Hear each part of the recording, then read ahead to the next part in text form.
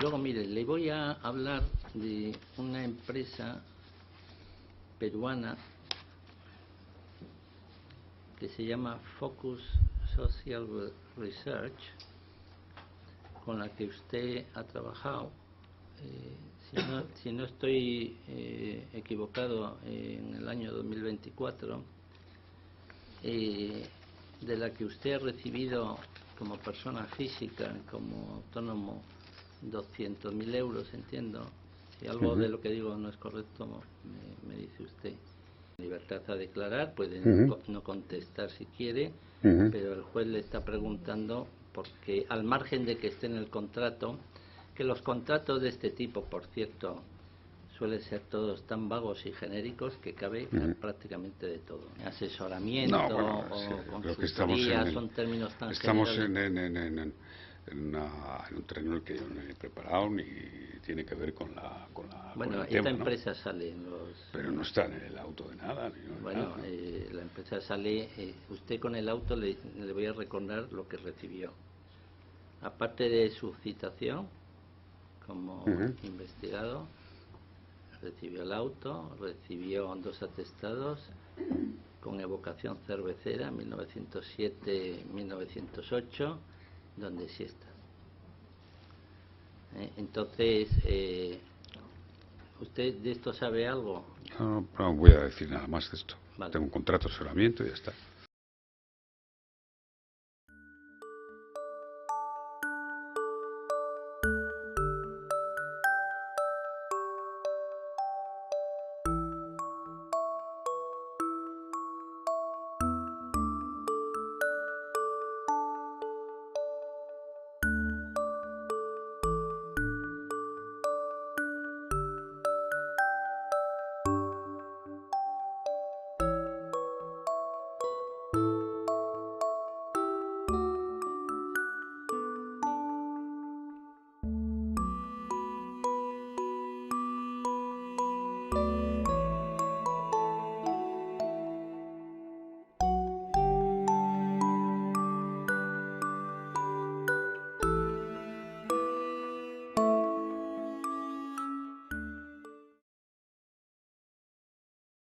En la declaración que hace en el Senado, sí que dice usted expresamente que alguna vez Julio Martínez le había hablado de Plus Ultra. Entonces, ¿cuándo le habló Julio Martínez de Plus Ultra? ¿Por primera vez? Sí. No recuerdo, sería difícil recordar, ¿no? He intentado, ¿no? Lógicamente. Bueno, pero quizá la primera vez fue cuando me pidieron una gestión para que fueran atendidos por el Santander, como aparece ahí, ¿no? Quizás esa sería la primera vez. ¿Quién se lo pidió? Julio Martínez, sí. Su amigo. Creo recordar, ¿eh? Julio Martínez. Sí, creo recordar. ¿Y cómo, o sea, qué es lo que le dice? No, que si se puede, que si se puede hacer un intento para que el Santander atienda a los señores de Plus Ultra. Pero usted, que como todo, y más siendo usted lo que ha sido y lo que es presidente del gobierno, supongo que le diría a Julio Martínez: oye, cuéntame un poco, a ver, ¿quién está detrás de la propiedad y de la gestión de esta sociedad? No, era una empresa de aviación, y le puedo asegurar que a mí me piden gestiones parecidas muchísima gente. No, se lo pedí, yo tenía confianza con el señor Zendoya, simplemente era para que les atendiera, y fíjese, eso lo hago con personas que tienen problemas, con empresas que tienen problemas. A ver, yo no soy objetivo en este asunto, pero sospecho que, como los demás, porque creo que se están haciendo lecturas. Hoy he leído la prensa con mucha... Lo que pedimos es honestidad o honradez. He hecho una lectura muy detenida de la prensa en estos días, y entonces se hacen muchos juicios de valores de intención, lo que está pensando el juez, lo que el juez deduce de aquí, no por sus palabras, sino por lo que piensan los periodistas que escriben esos artículos. Y yo, con la misma osadía, me permito decir que yo no me creo en absoluto la caricatura que se está haciendo del expresidente del gobierno. O sea, verle como el líder de una trama internacional que trafica con joyas, como poco, me resulta una verdadera caricatura. Y en realidad lo que estamos escuchando en esos audios ni siquiera es el testimonio de Zapatero. Estamos escuchando cuál es la estrategia procesal del abogado, que supone no contestar a las preguntas a las que no se refiere exactamente el auto, puesto que te puedes autoinculpar en cuestiones que no están encima de la mesa, e incluso en esto que se habla de la intermediación ante el Santander. Para empezar, Zapatero no está respondiendo ante el juez por haber hecho, contactos relacionados con Plus Ultra, sino con funcionarios públicos. Este es el delito, porque es tráfico de influencias. Él puede perfectamente tener influencia sobre el Banco Santander. Eso no es lo que está siendo objeto de análisis por parte del juzgado. La cuestión es si encontramos que haya un funcionario público que se haya dejado influenciar, quién es ese funcionario, en qué términos se ha producido y, sobre todo, no ya que lo sospechemos o que lo deduzca la Guardia Civil, sino que lo puedas demostrar porque tengas esas conversaciones o que tengas pruebas concretas. Entonces, a partir de ahí, todo es especulación. Digo, bueno, pues cada uno pensará lo que quiera pensar. Incorpore a la charla en este Hora 25 especial a nuestro catedrático de procesal, a Jordi Nieva. ¿Qué tal, Jordi? ¿Cómo estás? Buenas tardes. Hola, buenas tardes.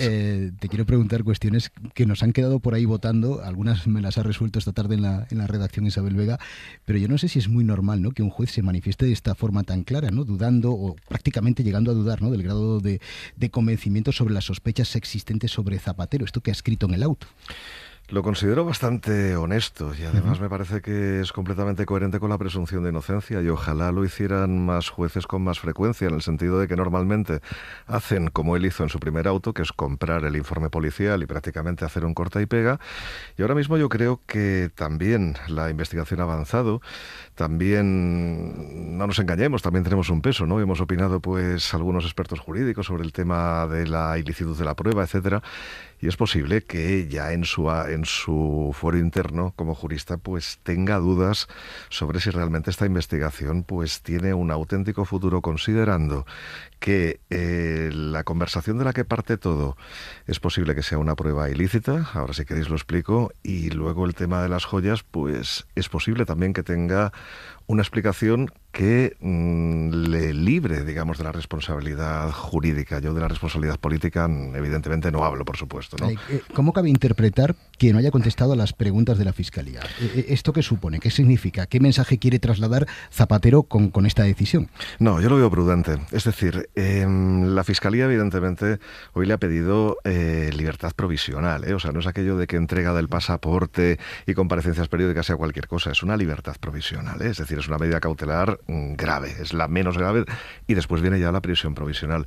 A mí me parecía honestamente muy desproporcionado, teniendo en cuenta justamente lo que después ha dicho en el auto, es decir, oiga, que es Rodríguez Zapatero, que es una persona muy conocida, que no va a ir a ninguna parte, que ha acudido a todos los llamamientos judiciales, es decir, ¿qué es esto de que tenga que comparecer cada 15 días en el juzgado para que no se escape? Es que esto no tiene demasiado sentido, ¿no? Y claro, pero es que eso lo ha pedido la Fiscalía, con lo cual avizorar que el interrogatorio de la Fiscalía no iba a ser precisamente amable, pues eso era bastante calculable. En cambio, sí que le interesaba contestar a las preguntas del juez instructor. Ahí sí que se hubiera equivocado mucho si solamente hubiera dicho la típica declaración de contesto solo a mi abogado, eso no sirve para nada. En cambio, contestándole directamente al juez, que es el que está llevando la investigación, creo que ha hecho algo inteligente. Sigue con nosotros Isabel Vega. Creo que la decisión de Zapatero de no contestar a las preguntas de la Fiscalía no ha sentado del todo bien. No ha sentado del todo bien, y son varias las fuentes fiscales y jurídicas que lo observan, lo contemplan como un error, pero porque también, y lo comentabais ahora, Zapatero está en esa dualidad, el plano político y el plano del investigado y del derecho de defensa. Obviamente Zapatero, haya sido presidente o no, tiene todos sus derechos intactos, y entre esos derechos está el elegir a quién se contesta y qué preguntas se responden. Y cualquier otro investigado dice que no responde a la Fiscalía y no hacemos comentario al respecto porque entra dentro de la normalidad. Pero es Zapatero, fue el presidente del gobierno, está en un afán de transparencia y de explicación en defensa de su inocencia, y es una institución constitucional. Entonces se ha leído en ese doble plano.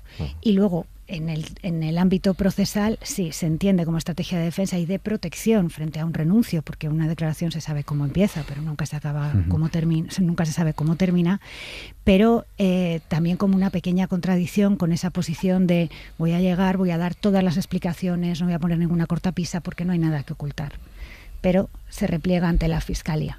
esa es la doble lectura que hacen las fuentes consultadas que están en la causa y que han estado hoy pendientes de esta declaración. Jordi, me la dejabas antes votando con lo de la estrategia legal.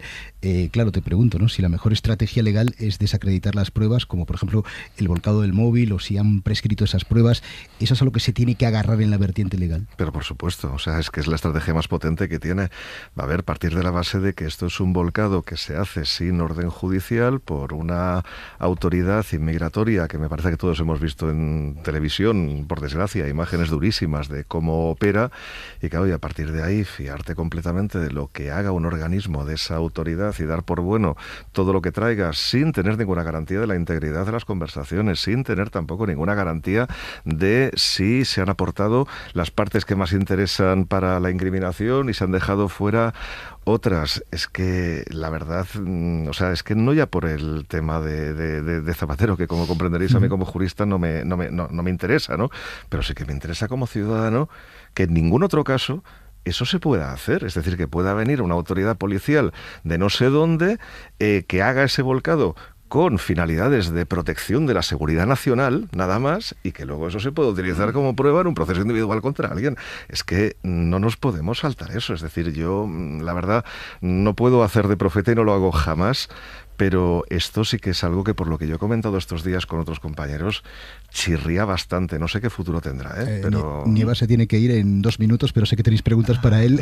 Garea, puedo prolongar 5 más, si queréis. Disparad, venga. No, porque es que me interesa mucho, porque ha habido mucha discusión estos días, que hay gente que diciendo que bueno, que se interpreta que si se puede hacer en el país vecino, o en este caso en Estados Unidos, pues esa prueba vale. Pero efectivamente llama muchísimo la atención que alguien en España pueda ser condenado por algo que en España no valdría como prueba. Hostia, pero ¿cuál es la doctrina real sobre esto? Sí, claro, es que la doctrina real sobre esto es bastante errática, pero lo que sí que no es errático es el respeto de derechos fundamentales en España. O sea, eso no nos lo podemos saltar porque nuestra Constitución lo dice claramente. En cambio, Estados Unidos lleva ya una temporada que tiene una cierta deriva autoritaria en varias instituciones, entre ellas el propio Tribunal Supremo, porque toda la jurisprudencia de que la prueba es ilícita porque vulnera derechos fundamentales proviene de Estados Unidos. Nosotros la hemos copiado, pero es que ellos mismos la han ido arrinconando en los últimos años simplemente por conservadurismo, por decir, hombre, no puede ser que la policía no tenga las manos libres. Es que, bueno, el típico discurso de que entran por una puerta y salen por la otra y estamos todos inseguros, ¿no? Es el discurso del vigilante, ¿no? Como dicen ellos. Claro, eso en España no lo hemos comprado, y desde luego la jurisprudencia no lo ha comprado. Por tanto, no podemos seguir esa parte, ni muchísimo menos, ni me parecería adecuado ahora mismo establecer una excepción en este sentido, de decir, no, bueno, como lo ha hecho Estados Unidos, es una autoridad. Bueno, vale, pues Estados Unidos sí, muy bien. ¿Y cuántos países más vamos a dejar que ocurra esto? Yo le quería completar la pregunta porque... no sé si tiene que ser blanco o negro, es decir, se admite esa prueba o no se admite, o si hay posiciones intermedias según la doctrina, que debe tomarse en su justa medida y no como determinante, teniendo en cuenta además que en este caso sí que ha habido investigación previa, aparte de recibir esos papeles. No es verdad que de repente haya aparecido en el mes de marzo eso, sino que fue una petición cuando Interpol pidió la detención de este hombre, etcétera, etcétera. Es decir, sí puede ser una posición intermedia, porque además hay algunos casos que la doctrina sí que ratificó pruebas que incluso habían sido robadas, que fue por ejemplo la lista Falciani, sí, que sirvió para condenar a mucha gente que estaba en esa lista, y no solo no fue obtenida con garantías, sino que fue robada, y sin embargo esa lista sí sirvió para condenas de personas que están ya con sentencia firme incluso. Con una diferencia. Claro, los derechos fundamentales, al menos en la teoría general, es un escudo que tenemos los ciudadanos frente a las autoridades. Y claro, Falciani no era una autoridad, era un particular. Con lo cual ahí la jurisprudencia, a mi juicio de manera errónea, dijo, bueno, pues lo de Falciani lo dejamos pasar, porque no es una autoridad. No, yo creo que los derechos fundamentales se tienen que respetar con respecto a las autoridades y también entre nosotros mismos, porque no puede ser que nosotros, por ejemplo, fundemos un club y no dejemos entrar a mujeres o no dejemos entrar a personas de color. Es decir, tenemos que respetar también entre nosotros los derechos fundamentales, ¿no?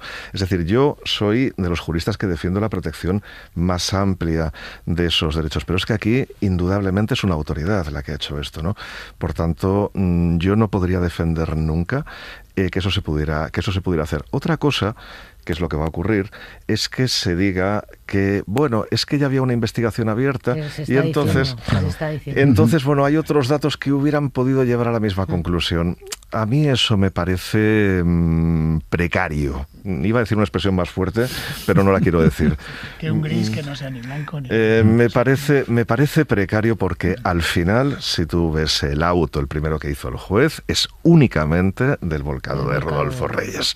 Todo lo demás, digamos que cobra cierto sentido a posteriori, ¿no? Pero claro, pero eso yo creo que no es el juego que esperamos, digamos, en una justicia completamente respetuosa con derechos fundamentales. Mira, no te vamos a explotar mucho más, sé que te tienes que ir, pero sí te quiero formular una pregunta de cara al futuro, ¿no? ¿Qué puede pasar a partir de ahora? ¿Cuál es el próximo paso lógico que debe dar el juez Calama?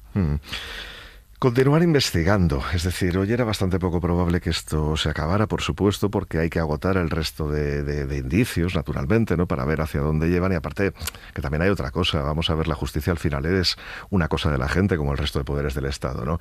Y nadie entendería que esto se acabara aquí, por supuesto, ¿no? Con lo cual, lo que tiene que hacer el juez es agotar todos los indicios, irlos depurando, y a partir de ahí ver, pues mira, lo que me sale limpio es esto. Con esto yo puedo, digamos, hacer una imputación formal de manera que podamos pasar a juicio, sí o no. En este sentido, por ejemplo, lo que ha hecho hoy la defensa de Zapatero de ofrecer, digamos, la investigación de todas sus cuentas y de todos sus activos, a ver, puede parecer un brindis al sol, pero tiene un cierto sentido procesal.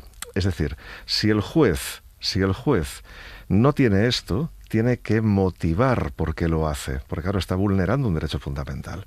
En cambio, si el propio interesado se brinda a hacerlo, entonces claro, no tiene que motivar nada, tiene que decir, oiga, es que el imputado quiere que se haga, con lo cual pues adelante, un cierto sentido. Ahora, le veo más lectura política que lectura jurídica, en honor a la verdad.